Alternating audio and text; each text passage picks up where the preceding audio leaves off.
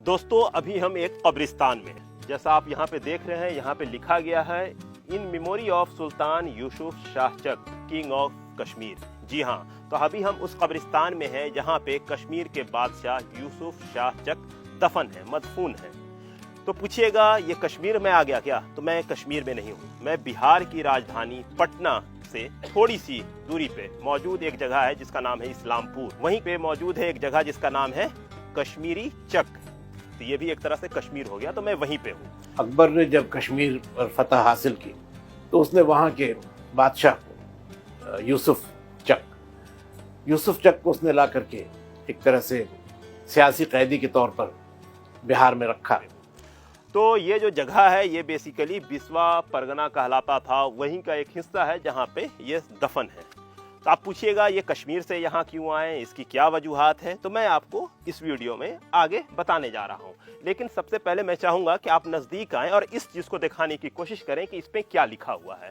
तो इसमें जैसा बताया गया है कि सुल्तान यूसुफ शाह चक जो किंग ऑफ कश्मीर हैं, उनकी पैदाइश 1545 में हुई है और 1580 में वो बादशाह बने और 1586 में उन्हें एग्जाइल पे भेज दिया गया, यानी उनको मुल्क बदर किया गया अकबर के ज़रिए। और फिर उनका इंतकाल उड़ीसा में हुआ है 22 सितंबर 1592 में और उनको बिस्वक में दफन किया गया है 28 दिसंबर 1592 में। बिस्वक जो परगना है वहीं यूसुफ चक रहा और उसके कुछ और जो कश्मीरी फॉलोअर्स थे या उसके और जो रिटेनर्स थे वो भी वहाँ आकर बसे।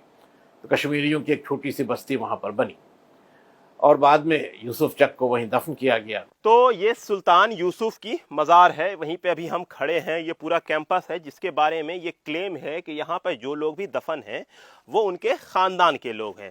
जैसे ये उनकी कब्र है मेनली, बेसिकली ये यूसुफ शाह चक की यही कब्र, ये उनके बेटे की याकूब की है।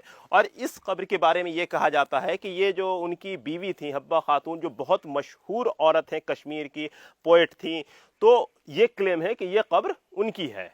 इसका कोई ऐतिहासिक साक्ष्य नहीं है। बहुत सारे लोग इसको ये कहते हैं कि ये नहीं है, लेकिन वो जिसके बारे में क्लेम करते हैं कि कश्मीर में जो है वो उसके बारे में भी उनके पास कोई साक्ष्य नहीं है कि वो सच में उनकी है। तो बहरहाल, तो अभी हम जिस जगह खड़े हैं ये कश्मीरी चक है और इसकी जो खूबी है दो तीन मैं आपको बताता जा रहा हूँ कि इसका नाम कश्मीरी चक यूसुफ शाह चक की वजह कर है। ये चक डायनेस्टी है, तो कश्मीर के बादशाह हैं और हुआ इनके साथ था कि इनको 1586 में अकबर ने एग्जाइल किया था। वो भी बहुत ही ड्रामेटिक कहानी है। हुआ ये था कि लगातार जो मुग़ल बादशाह हैं वो कश्मीर पे हमला कर रहे थे। बाबर ने भी किया, हुमायूं ने भी किया, लेकिन वो नाकामयाब रहे। और मुग़लों ने अकबर के दौर में भी किया, लेकिन वो कई बार नाकामयाब हुए। लेकिन 1586 में भगवान दास की क़यादत में फ़ौज हमला करती है और इसी बीच में उन लोगों में समझौता होता है कि मुग़ल बहुत मजबूत हैं, यूसुफ शाह चक नहीं संभाल पाएंगे। तो लेकिन कुछ मामला आता है जिसके बाद ये जाते हैं बादशाह से मिलने के लिए और उन्हें बहुत ही नाटकीय अंदाज में मुग़लों ने यूसुफ शाह चक को गिरफ्तार कर लिया। और उसके बाद अकबर ने अपने सबसे ख़ास सिपाह सालार जिनका नाम है मान सिंह, उनके हवाले इन्हें किया। तो उस ज़माने में मान सिंह बंगाल और बिहार का जो इलाका है उसके सूबादार हुआ करते थे और उन्हें इसी जगह ला के रखा गया।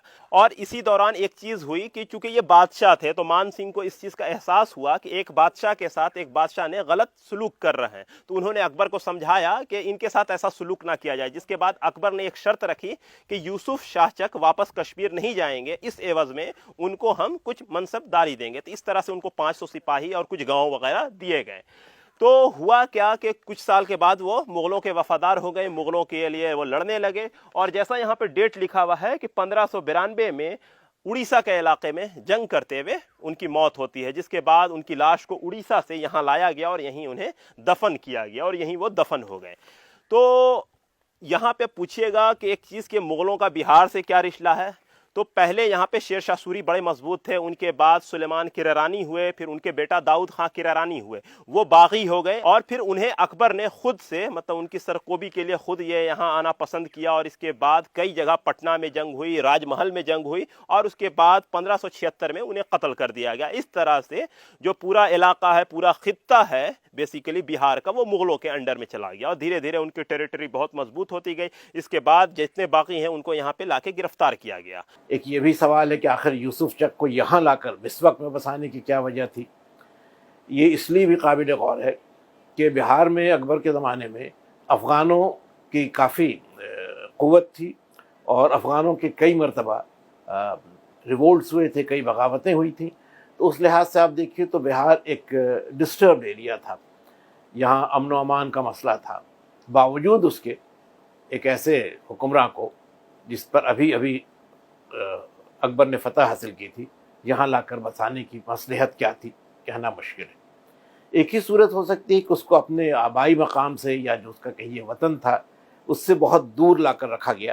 دور اور بھی جگہیں ہو سکتی تھیں، لیکن شاید ایک وجہ یہ تھی کہ اس زمانے میں مغلوں کا اقتدار بہار میں مضبوط ہوتا جا رہا تھا. مکمل طور پر تو نہیں ہوا تھا، جہانگیر کے زمانے میں بھی بغاوتیں ہیں، لیکن رفتہ رفتہ مغلوں کا اقتدار یہاں مضبوط ہو رہا تھا. اور شاید یہ بھی ایک وجہ رہی ہو، یہ ہم امکان کی بات کر رہے ہیں، کوئی تاریخی بات نہیں ہے، شاید یہ بھی ایک وجہ رہی ہو کہ یوسف چک کو یہاں لا کر بسانے کا مقصد تھا افغانوں کے سامنے ایک ایسی مثال پیش کرنا کہ بادشاہ کی مخالفت کرنے والے کا کیا انجام ہوتا ہے. تو ممکن ہے ویسی کوئی مثال بنانے کی کوشش کی گئی، مگر یہ بالکل میرا قیاس ہے. حقیقی معنوں میں کیا وجہ تھی اس کا ذکر اس زمانے کی کسی تاریخ میں ملتا نہیں ہے. تو جیسا میں بتا رہا تھا یہ پورا علاقہ نالندہ ضلع کا حصہ ہے. نالندہ ضلع سے آتے ہیں بہار کے مکھ منتری نتیش کمار، اور لگاتار ایک چیز کہا جا رہا ہے کہ انہوں کا نالندہ کا ایک ماڈل ہے. لیکن یہ ماڈل کا ایک نتیجہ آپ دیکھ سکتے ہیں کہ ایک ایسا اسپاٹ جس کو ٹورسٹ اسپاٹ بنایا جا سکتا تھا، کشمیر اور بہار کے ریلیشن کو مضبوط کیا جا سکتا تھا. جیسے پنجاب سے لوگ شری ہرمندر صاحب کی وجہ کر یہاں آتے ہیں، ویسے کشمیر کے لوگ بھی یہاں پر آ سکتے تھے، لیکن اسے ڈیولپ نہیں کیا گیا. اور دیکھ رہے ہیں یہ یوسف شاہ چک کی قبر ہے. اور یہ جو ابھی اس حال میں بھی اس وجہ کر ہے کیونکہ 19 جنوری 1977 کو شیخ عبداللہ یہاں آئے تھے. شیخ عبداللہ جو شیر کشمیر کہلاتے ہیں، جس کی وجہ کر یہاں پر جو پگڈنڈی تھی وہ اس نے سڑک کا روپ لیا.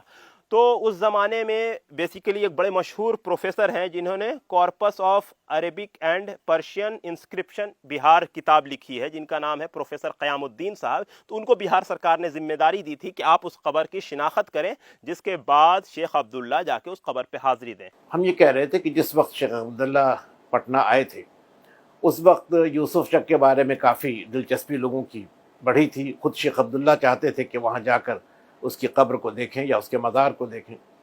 تو اس وقت ہمارے والد قیام الدین احمد پٹنہ یونیورسٹی میں شعبہ تاریخ میں پروفیسر تھے، اور انہوں نے ایک کتاب بھی لکھی ہے جتنے پرانے کتبے ہیں بہار کے ان کے متعلق. تو ایسے تاریخی مقامات کے بارے میں ان کو کافی معلومات تھیں. تو ان کو اس بات کے لیے ذمہ داری دی گئی تھی کہ وہ وہاں جائیں اور شیخ عبداللہ کے ساتھ وہ جو سائٹ ہے یا جو جگہ ہے اس کو شیخ عبداللہ کو دکھائیں. اس زمانے میں وہاں پر کوئی بہت زیادہ ایسے آثار نہیں تھے جو بہت نمایاں ہوں، لیکن بہرحال شیخ عبداللہ وہاں گئے تھے، انہوں نے فاتحہ بھی پڑھا تھا.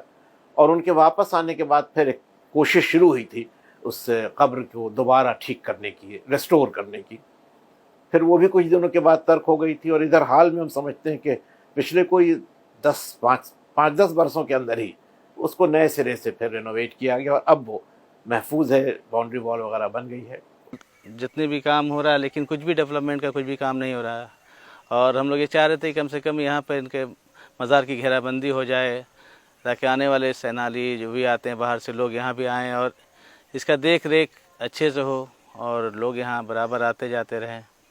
تو اس کے بعد سے یوسف شاہ چک ایک مشہور نام ہوئے، انہی کی وجہ کا روڈ بنا. تو لوگ یہاں پہ جیسا بتاتے ہیں کہ یہاں کے جو لوکل ایم پی ہیں نالندہ کے، بغل ہی کے حیدر چک نام گاؤں کے رہنے والے ہیں. لیکن جس طرح سے اس پورے علاقے کو اندیکھی کی گئی ہے، یہاں پہ کوئی مینٹیننس نہیں ہے. یہاں پہ اگر ہم چاہیں گے کہ آپ یہ سب علاقہ بھی دکھا دیں کہ کس طرح سے یہاں پہ کپڑا وغیرہ پسرا ہوا. اور یہ دیکھیں، یہ ہمارے پیر کے پاس اگر آپ دیکھیں لوگ اس کا گیہوں کے طور پر استعمال کر رہے ہیں. ہونا تو یہ چاہیے تھا کہ اسے ASI اپنے کنٹرول میں لیتی. تو یہ جو پورا خطہ ہے یہاں پہ اسے ری اسٹور کرنے کی ضرورت ہے.